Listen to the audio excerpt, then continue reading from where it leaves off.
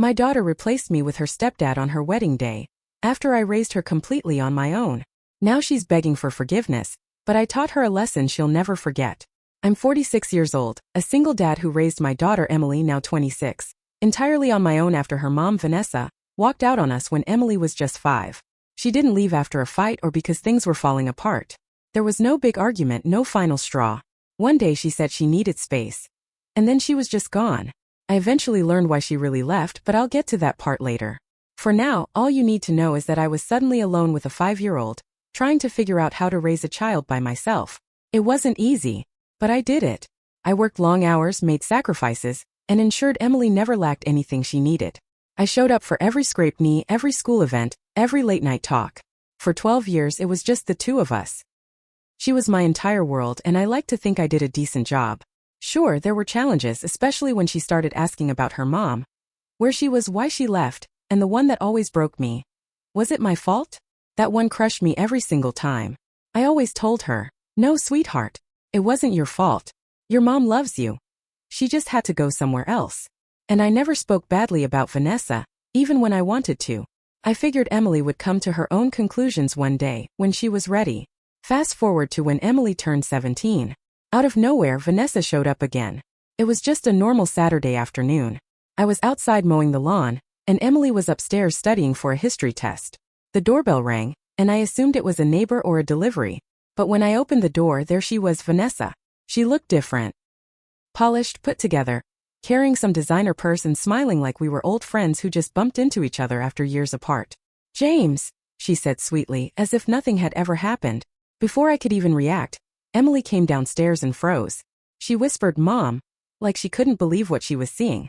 Vanessa lit up and opened her arms, and Emily ran to her. They hugged like no time had passed at all. And I just stood there in my own doorway, feeling like a stranger in my own home. But that wasn't the worst of it. Oh no. Vanessa didn't just come back to say hello. She came with a narrative, a carefully rehearsed one where I was the villain. As much as I wanted to set the record straight and explain just how damaging Vanessa had been, I stayed quiet. I didn't want to break Emily's heart. Over the next few weeks they grew closer. Lunch dates, shopping trips, long phone calls. I didn't want to interfere. I truly believed Emily deserved to know her mom. But it became clear that Vanessa wasn't just reconnecting. She was rewriting the past. She told Emily that I had been controlling, that I made her life unbearable, that she stayed away all those years because she didn't feel safe coming back. And slowly, Emily started to believe her. She never said it directly, but the questions began. Why didn't you ever try to find her, Dad? Why didn't you let her come back sooner? Like I'd been keeping the door locked all this time, keeping her mom away. It wasn't just Vanessa either. She brought her new husband, Greg, into the picture. Greg didn't seem like a bad guy. He was one of those overly polite types who smiled a lot and didn't say much. Vanessa painted him as some kind of savior, the perfect stepdad, there to fill all the gaps I'd supposedly left. I could feel Emily slipping away. She began looking at Vanessa and Greg like the picture-perfect family. And I was just the guy who raised her when they weren't around. One day she hit me with it. Mom said you didn't want her around. Is that true? I swear it felt like someone sucker punched me in the chest. I tried to stay composed. No, Emily. That's not true. Your mom left because she wanted to. I didn't stop her. I didn't even know where she went. She didn't respond. Just gave me this distant nod like she didn't quite know what to believe. And that was the worst part. Watching my own daughter doubt me after everything we'd been through. Vanessa kept showing up. Always with Greg. Always smiling. Picking up Emily for some new outing. And I'd watch them drive away. Feeling like an intruder in my own daughter's life. I kept telling myself it would pass. That Emily would eventually come to her senses. But the longer it went on, the more Vanessa's fantasy became the new reality. Years passed and Emily got engaged to her boyfriend, Ryan. I actually liked the guy. Hardworking, respectful. Nothing like some of the arrogant ones she'd dated before. When she told me they were getting married, I was thrilled. I figured it was one of those milestones that might bring us back together. I pictured us planning things together, laughing about the chaos of weddings. And deep down I assumed I'd walk her down the aisle. I raised her. Of course I would. First it seemed that way. Emily asked me to help with the guest list. She even ran some venue options by me. She seemed excited to include me, and I offered to help pay for part of the wedding. I'm not a wealthy man, but I had saved a little over the years. Felt like the right thing to do. Of course Vanessa wasn't far behind. She started injecting herself into every conversation. Flowers, catering, the dress. First I stayed quiet. It wasn't my place to dictate who Emily listened to. But it didn't stop there. Vanessa wasn't just helping. She was taking over. Suddenly it was, Greg and I know this great photographer. Or Greg's friend owns a venue that could give us a discount. And Emily went right along with it. It hurt. But I let it go. This was her day, not mine. Then came the dinner. Emily and I were out at a little diner we used to frequent when she was a kid. It was supposed to be a nostalgic moment. Just us, talking wedding stuff over burgers and fries. We were halfway through when she said it. Dad, I've been thinking about the ceremony. I smiled, expecting a question about logistics or maybe a funny story. Yeah? What about it?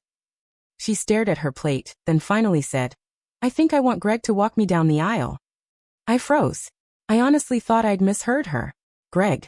I repeated, trying to keep my tone steady. She nodded, still avoiding my eyes. Yeah, he's been such a big part of my life these past few years. And Mom thought it would be meaningful. There it was. Mom thought.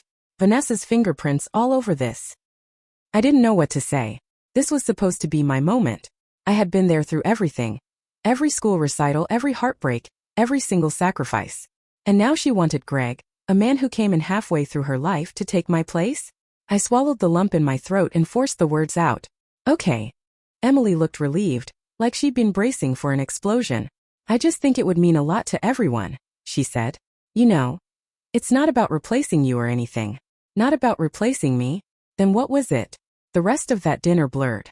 I nodded, made a few comments about how the food was good. But inside I was burning. I kept asking myself, how could she not see how much this hurt me? When I got home that night, I sat down in the dark and tried to make sense of it all.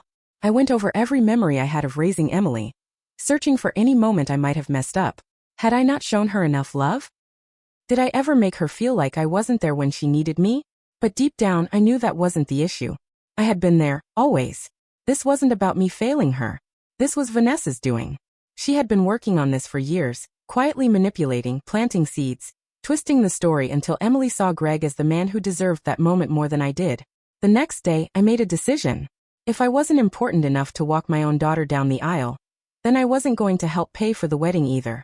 I called Emily and told her directly, look, I love you, and I want you to have the wedding you want.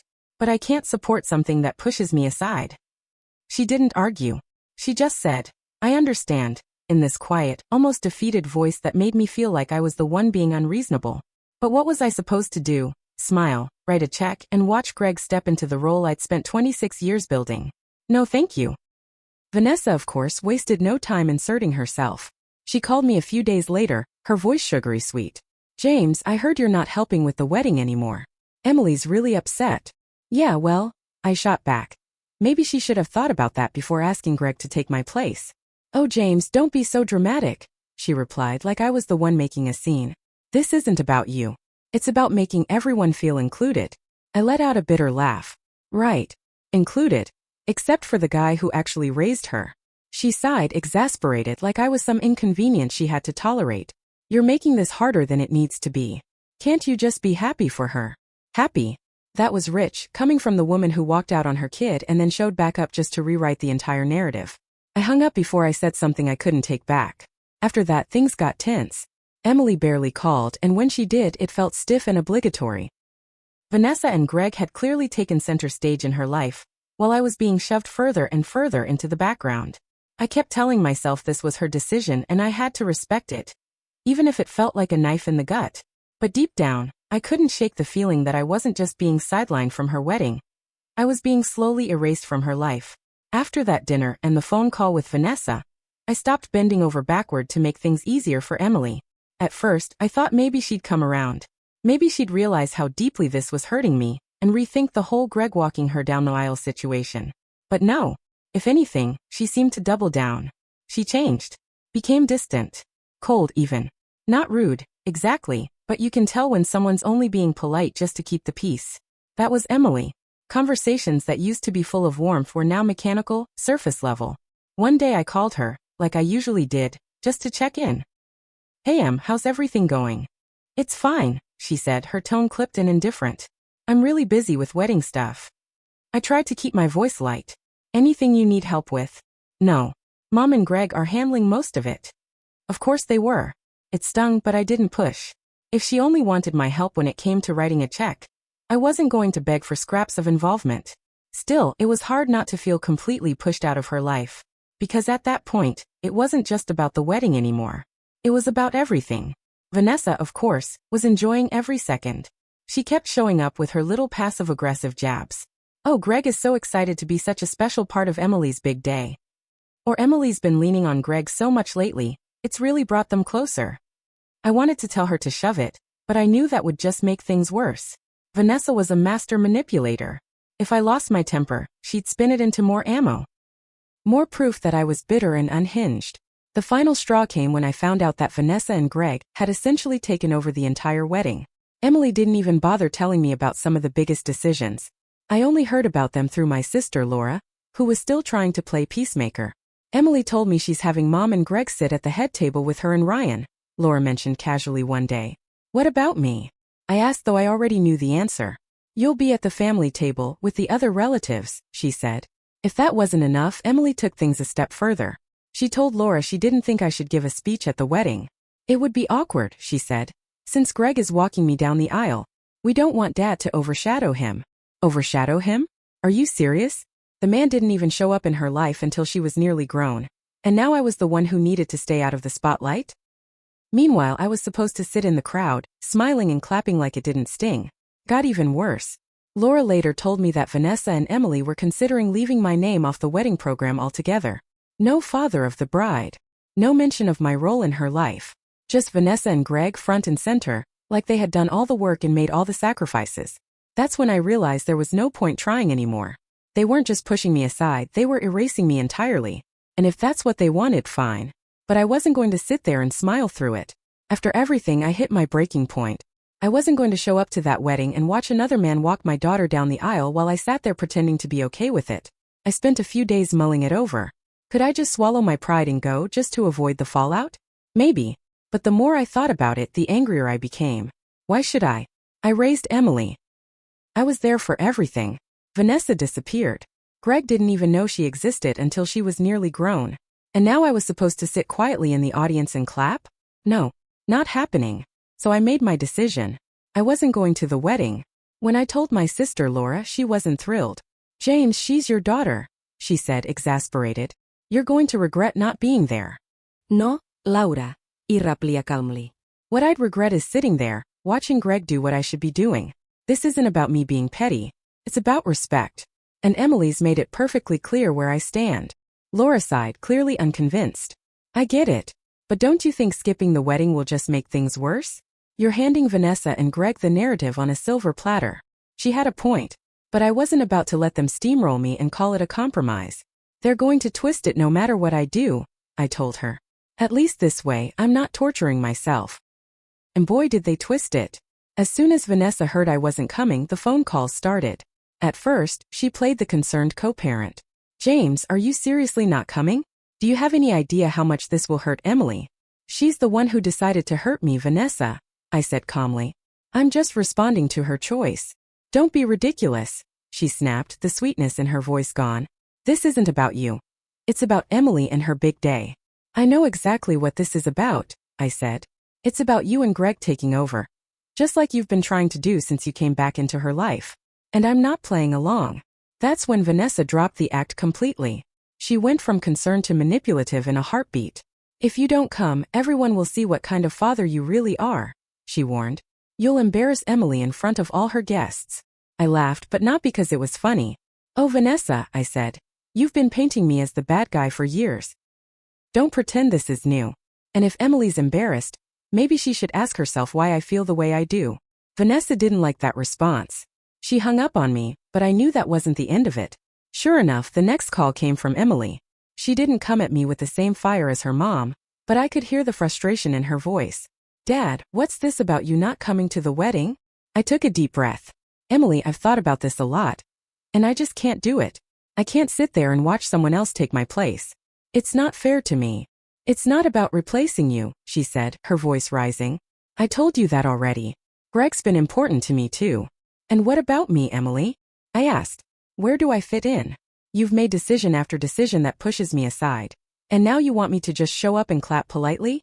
I can't do that. Emily sighed heavily, like she was the one being wronged. I'm just trying to make everyone happy, Dad. Why do you have to make this harder? I'm not making it harder, I said, keeping my voice firm. I'm standing up for myself. You made your choice, Emily. And now I'm making mine. That didn't go over well. She muttered something about me being selfish and hung up.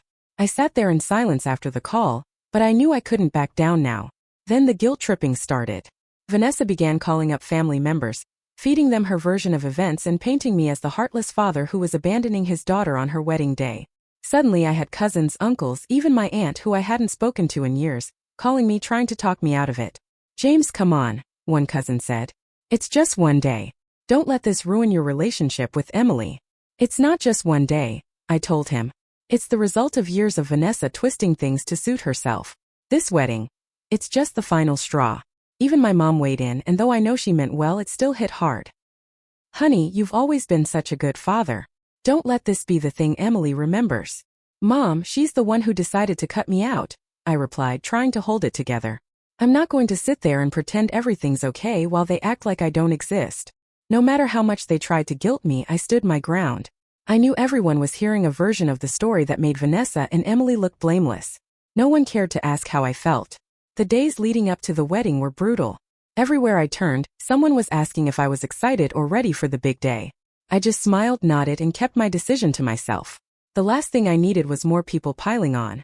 On the day of the wedding, I stayed home. I wanted nothing to do with the chaos. I spent the day cleaning the house, organizing the garage, anything to keep my mind off what was happening. Later that evening, my sister Laura sent me a text. Well, you missed quite the show. What happened? I asked, half interested. Vanessa gave a speech about how Greg stepped up as a father figure. Not a single mention of you. I wasn't surprised, but it still hurt. Figures, I replied. Despite everything, I didn't regret my decision. Sitting at that wedding would have been like rubbing salt in a wound. Staying home at least allowed me to keep my dignity intact. Vanessa and Emily could spin whatever version of events they wanted, but I knew the truth. And sometimes standing up for yourself means walking away, even when it breaks your heart.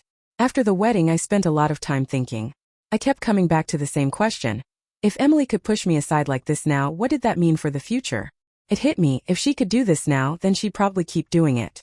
She'd keep leaning into Vanessa's version of the past, pushing me further out of her life as time went on. Was this the start of me being reduced to a footnote in her story, while Greg and Vanessa took the spotlight? I couldn't let that happen. That's when I decided to make a change. Not out of spite, but to protect myself. If Emily wanted Greg to fill the role of father, then fine. Let him carry all the responsibilities that came with that, even after I was gone. The next morning, I called my attorney and scheduled an appointment. When I arrived, I told him I wanted to revise my will, remove Emily as the beneficiary and leave everything to Charity and my sister Laura instead. He raised an eyebrow but didn't argue. He asked a few questions, likely trying to gauge if I was acting out of anger, but I laid it out plainly. She's chosen someone else to fill that role in her life, I told him. I'm just making it official. The process was simple. When I walked out of his office, I felt a strange mix of sadness and relief. On one hand, I was finally standing up for myself. On the other, I was letting go of a vision I'd carried for years, of a future where Emily and I stayed close, where I'd be part of her life and her family. I thought that decision would stay private, maybe until I passed. But somehow, within days, Emily found out. My guess? Laura let it slip, though she insists she didn't. Either way, the call came, and it wasn't pleasant. Dad, what the hell is this about you cutting me out of your will? She snapped, skipping any greeting. I sighed, bracing myself. I think you already know why, Emily. No, I don't, she fired back. You're just doing this to punish me, aren't you? Not at all, I said calmly. This isn't about punishment. It's about boundaries. You made your choice, and now I'm making mine. There was a pause. Then she said, You're being ridiculous. You're my father. Just because I included Greg doesn't mean you don't matter to me. Actions speak louder than words, I said. You didn't just include Greg, Emily. You chose him. You made it clear who you wanted standing beside you in the moments that matter most. And I'm respecting that choice by stepping back. Her voice started to tremble. I could tell she was getting emotional. So that's it? You're just cutting me off completely. No, I said firmly. Let's call it something else. I'm drawing a line. I've spent years putting you first, Emily. But I won't keep doing that if you don't value what I've done for you. She didn't say much after that. Just something about how unfair I was being, and then she hung up. For the next few days I kept expecting her to call again. Maybe try to talk it through. But the phone stayed silent. Instead, I started hearing from other family members, people who had clearly gotten Vanessa's version of the story. Vanessa, of course, took the news and ran with it. She called Laura, crying about how cruel I was and how much it was hurting Emily. She even told some relatives that I had disowned Emily completely. But here's the thing, I didn't care. For the first time in a long time, I felt like I was finally doing something for me. I wasn't letting Vanessa or anyone else dictate how I should feel or what I should do. About a week later, I got one final call from Emily. This time she wasn't yelling, but her voice was colder than I'd ever heard it. "I just want to know one thing," she said. "Do you even care about me at all anymore?" My heart sank, but I stayed steady. "Of course I care about you, Emily. I always will. But caring about you doesn't mean letting you treat me like I don't matter. You broke something between us, and it's going to take a long time to fix, if it ever can." She didn't say much after that. Just thanked me for my honesty, in the most sarcastic tone possible, and hung up. Cutting ties wasn't easy. For weeks I kept asking myself if I'd done the right thing. But every time I thought about it I came back to the same answer. I had to protect myself. If Emily couldn't see the value in everything I'd done for her, then I wasn't going to keep pouring myself into a one-sided relationship. I figured they'd move on and I would too.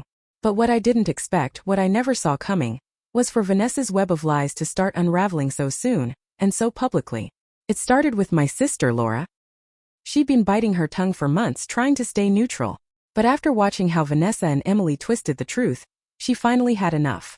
"James," she said one afternoon, "I've kept quiet for too long.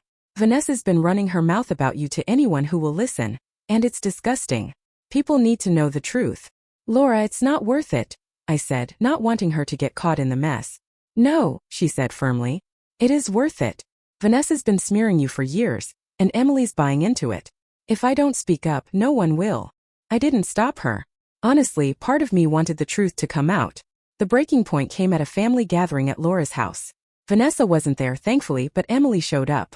And of course she acted like everything was fine. All smiles, pretending the tension didn't exist. But Laura wasn't having it. "So Emily," she said, loud enough for everyone to hear, "do you really believe all that nonsense your mom's been feeding you about why she left?" Emily froze, clearly caught off guard. "What are you talking about?" "I'm talking about your mom telling everyone James was controlling and that's why she walked away," Laura said, sharp. "You really think that's the truth?" Emily looked uneasy. "That's what Mom told me." "Well, she's lying," Laura snapped.